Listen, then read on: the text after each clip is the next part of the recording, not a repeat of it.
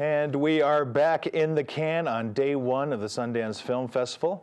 Glad to be with you. And of course, we always love to start off the show and of course the festival, talking with some of the people that actually put the festival together. With me is David Courier. He's a senior programmer here at Sundance, and appreciate you being here. Thanks, man. It took you like 10 minutes to get all your winter gear off and everything, but exactly, we've got some snow going on, huh? Yeah, so isn't that typical though? I mean, last year it was like the weather was colder than New York. Yeah. We had really cold weather last year. Now it's just really snowy weather. Right. But that's something we roll with, right? Makes for a hardy festival. There you All go. People that can survive it feel like they've done Sundance. So what do you feel about 2010? I mean, every year is a little different, has its own flavor, but tell me about some of the things that are going on this year. You know, we're calling it the revamped. You know, you're going to see a lot of words around the festival that begin with RE. So we're the renewed rebellion and all that stuff. But we're really trying to get back to renew our commitment to independent film. So what we're doing, which is new, is we've like gotten rid of the official opening night film. Right, it's a little different, isn't it? Yeah, we're just doing starting off with one film from the dramatic competition, one film from the documentary competition, and one shorts program tonight. So we're screening Howl, directed by Rob Epstein and Jeffrey Friedman, and the documentary Restrepo, which I think you guys have. Yeah, we're going to be talking about that film today. Yeah. So I'll let those guys talk about their film, but it's remarkable. Yeah.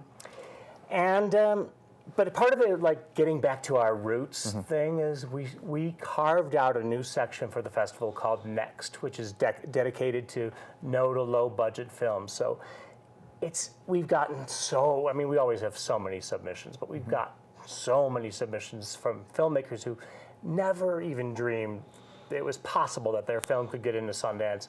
They're now thinking differently, and you know, everybody who's got access to new technology is making a movie. So I think the new technology probably helped you create this section anyway. Absolutely. Because with YouTube and everything else that's out there, anybody with a camera, a decent camera, and they're not hard to get anymore, exactly, can just go out and tell a story, post it somewhere, and this is just another way that they can tell their story, maybe in a more refined, structured format, so to speak. And there's the good and the bad of that, because you know, we have to find the diamonds in the rough there. How many submissions did you have? I know you only had, how many films are there? 8, 10, somewhere in there? In Next, there's 8, but they don't submit specifically for a section. So there were close to 4,000 feature submissions. Right.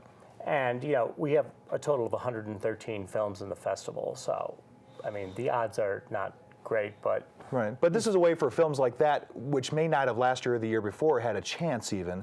Oh my God! But now with this kind of different viewpoint on filmmaking and trying to get more indie film, you know, that kind of that grassroots thing going. It's so exciting, and those guys are so charged, those Next filmmakers. So I'm really happy about that. Well, we're going to be talking to the filmmaker Bilal Stand here today as well, so we'll probably have to strap him down and make sure he just jump out of his chair. Yeah. He's a really good guy. Another thing we're doing that's brand new and kind of historic is Sundance Film Festival USA. So, you know, it's only kind of elite to be able to come to Park City. It costs a lot of money if you don't live here, you know. Housing is expensive. So for the first time ever in over 25 years of the Sundance Film Festival, we're extending the festival outside of Park City. We're flying 8 filmmakers out to 8 different cities across the U.S. So like just cities that have like shown that they have an appreciation for independent cinema to begin with. They're all theaters that we've had relationships with, and it's a really exciting lineup.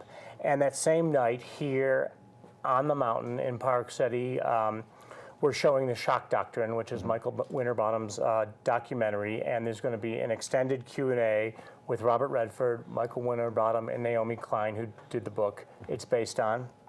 There's going to be panels throughout the day about art in America.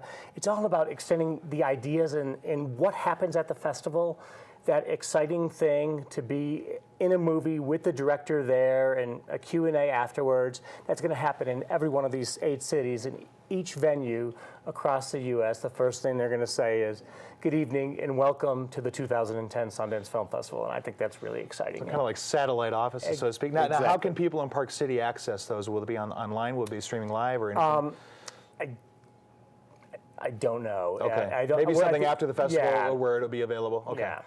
All right, but it won't be as interactive like that. But at the same time, we are going to be able to extend the festival. Maybe someday. Maybe someday. When we technology willing, right? Up our technology. No, but it's a great idea because it also extends the brand of the Sundance Film Festival as truly. I mean, back in its roots, it truly was the North American Film Festival, and that's what it was built to be. Exactly. And so now you're just actually taking it to the people. And those tickets have flown out the door. They're like all sold out across the United States, and every theater wanted to do another screening. We're like, well, no, we don't screen films more than once in a day at Sundance, so So it's not any worse. It's not any worse. Exactly. Yeah. So, well, what else? You've been a screener for a long time. You're kind of part of that team that decides which of those 4,000 entries is going to make it in. Is there anything that stands out to you this year? I mean, I don't want you to like jump the shark in any way, shape, or form, but is there anything or something we can look forward to that may be a little different? Well, I'm one of a couple people who oversee all the feature documentaries, so I'm going to talk about them a little because it's documentaries have kind of made this festival famous. I'm telling you, right? It's like I'm all over that. So the Pat Tillman doc is incredible. I mean, I'm very excited. Of all the people I'm going to meet at this festival, I think I'm most excited about meeting the Tillman family because. They are just tenacious. Yeah, Pat Tillman, of course, the former NFL player who decided to leave a very lucrative sports career and went to Afghanistan. And was killed there, and there was mystery shrouding his death as opposed to whether it was friendly fire or what, should he have been there, that kind of thing, and this film talks about that. Yeah, the U.S. Army sort of made it a propaganda machine, and they had no idea what they were up against when they came up against Mrs. Tillman. I've heard she's more even feistier than her son, and her son could hit somebody. Yeah, I've seen him play. I used to watch him play too. So it's like we are going to have the filmmakers for that film. Oh, that's great. Amir Barlev is an incredible filmmaker. So we're excited to talk to him about one of the that best guys in the biz. So what else? What else stands out? Restrepo, which is playing tonight, is just the most amazingly experiential war film I've ever seen, I think. Do you see that as kind of a theme? I mean, it seems like every year there's an unofficial theme. A couple of years ago, we had corporate greed. Last year, we had some other things. The devastation in New Orleans had a couple of films 3 years ago. The Water. This year, it seems we have kind of there's some films about war. There's films about terrorism. There's a fantastic documentary that I want to see that actually looks into the lives of terrorists. Two brothers. The Oath. I can't remember the name of it. The Oath by Laura Poitras. It is remarkable in that it's like. She just layers in this film so beautifully without telling you how to feel that you come out with a full experience of this committed jihadist inside their brain. It's just incredible. Right. So lots to look forward to. I like the stories that don't tell me how to feel. Yeah. So good documentary will just tell me a story and let me take from it that I want. Yeah. An interesting little theme we had this year was the paparazzi. Yeah. Like, who knew? So we have two remarkable films about the paparazzi. One's in competition, one's in spotlight. Adrienne Grenier is definitely way more than just a terrific actor on Entourage. And he will be here Sunday, by the way. Oh, good. Yep. And this is not his first film either. Right. He's already made one before this. He's a really good filmmaker, and it's a terrific film.